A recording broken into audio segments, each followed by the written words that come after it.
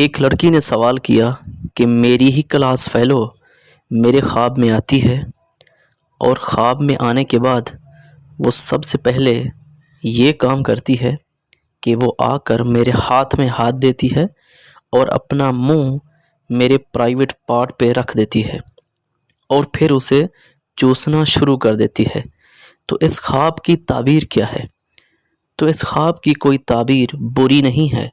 اس خواب کی تعبیر بہت اچھی ہے، اور یہ ہے کہ آپ دونوں کی جو لگن ہے، محبت ہے، جو قربت ہے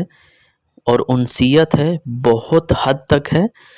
اور آپ ایک دوسرے کو بہت زیادہ چاہتے ہیں، اور یہ اچھا ہے۔ لیکن یہ جو کام آپ نے خواب میں دیکھا ہے، اس کو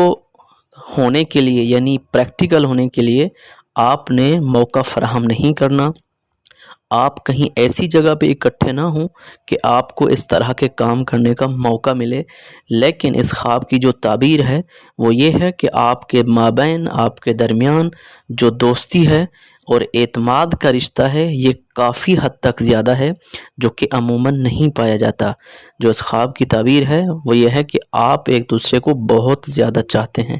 اور ایسا ہونا چاہیے۔ لیکن اس کام کے لیے کبھی موقع فراہم نہ کیجیے گا کہ آپ ایک دوسرے